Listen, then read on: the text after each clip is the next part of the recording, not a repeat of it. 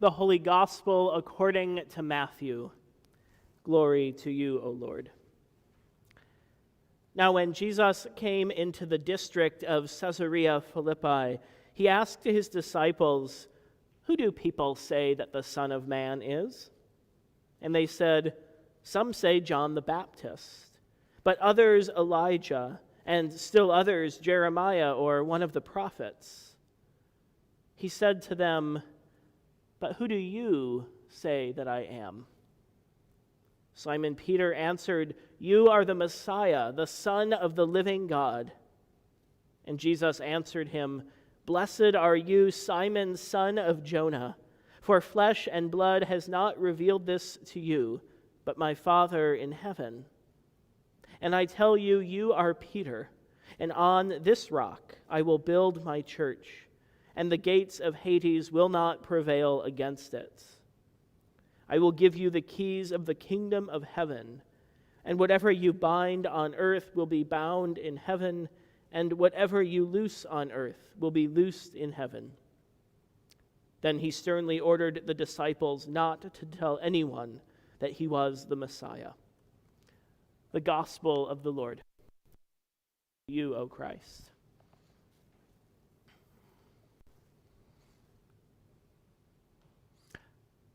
I was terrified and desperately trying to figure out any excuse I could come up with to say no.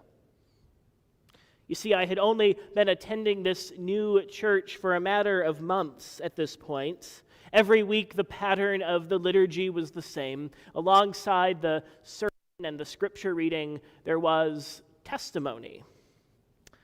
Someone from the congregation would be invited to share their story, a story about how God was active in their life. Some of the stories were funny and amusing. Others moved me to tears. But always, every story left me awestruck and inspired. So then, apparently, it was my turn. I opened the email from my pastor. I really don't remember what it said, but it basically ended with the question, would I like to give my testimony? No, thank you. There's no way. I don't have anything worth saying, especially compared to others. Their stories are so powerful and moving. Well, I gave my testimony. Was I still terrified? Oh, goodness, yes. But I knew that there was also power in sharing our stories with one another. As if I had gotten so much out of hearing the stories of others, who's to say that there wouldn't be someone that wouldn't get something out of mine? There is power in personal testimony. Even though it's so much easier to just want to listen to the stories of others all day, as inspiring and moving as they are, as if we have nothing of our own to contribute. So Jesus begins his conversation with the disciples innocently enough. Who do people say the Son of Man is? What are the neighbors saying about me? What have you heard? I don't think Jesus is actually interested in their answers, though. It's really more of a setup to his real question, the question that comes next. But who do you say that I am? Suddenly it gets a lot more personal, a lot more quickly. And then Peter shares his testimony seemingly out of the blue. You are the Messiah, the Son of the living God. It's not a quote from someone else, no citation needed. It's his own testimony, his experience, his confession of faith.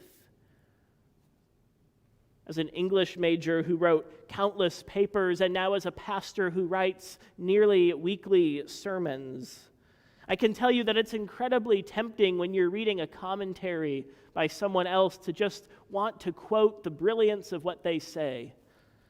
as though their words are just so perfect and fitting for the occasion that I couldn't possibly come up with my own. And I do that a lot. But as I've come to learn, and maybe you have as well, more often than not, there are no more perfect words than our own. Our story is uniquely ours to tell, no one else's. And you have no idea who may be listening or needing to hear exactly what you have to say. Now, of course, that means that we have to be vulnerable, to open ourselves up, flaws and all.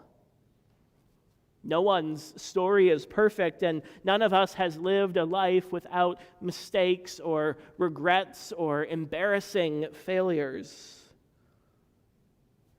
The same Peter, who is commended by Jesus for his testimony, who is called blessed for his confession of faith, and who is named as the rock on which Jesus will build his church, is the same Peter from a couple Sundays ago of little faith, only 2 chapters before, who nearly drowns when he gets frightened while trying to walk on water. This is the same Peter who needs Jesus to explain a parable to him. And this is the same Peter who, in the reading to come next week, just verses later, this is the same Peter who will rebuke Jesus' foretelling of his death, and who Jesus subsequently calls Satan and a stumbling block. And this is the same Peter who will eventually deny knowing Jesus 3 times on the night of his arrest. All of which is to say, if you haven't been following along, that Peter wasn't perfect. Far from it. But it doesn't make his testimony any less real. True stories include flaws as well. And I think that that's where we often resonate with others' stories the most, or at least I do. Wow, they screwed up like that too? It's relatable, and it gives us permission to get out of the boat in the first place and to try. Or in my case, to step up to the mic in front of the congregation that I had only known for months and share my testimony anyway. So what about this rock? Well, I'm not convinced it's actually Peter the person, even though that's what the name Peter means in Greek, but more so his story. Peter's story and his confession of faith and trust in a Messiah who saves and a God who is living is a foundation, a bedrock for others to stand on and tell their stories.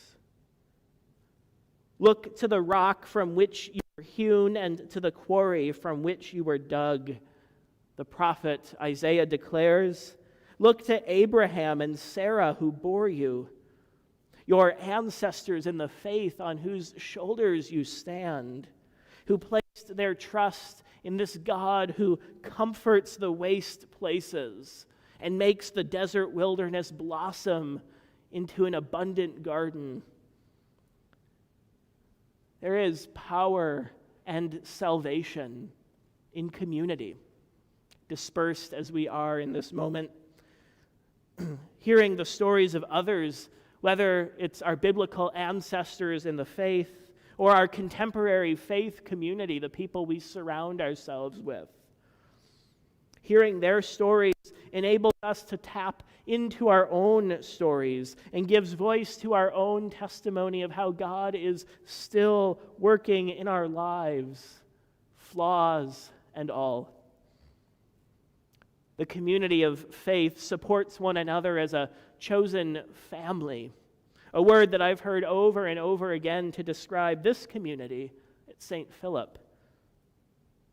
Now more than ever, we give thanks for the ways that God draws us together around word and sacraments. through lunch gatherings outside and Zoom small groups online, learning from one another as one body with many members, hearing how God is still acting in and through us, even when things feel scary or uncertain, or the world seems to be crumbling around us.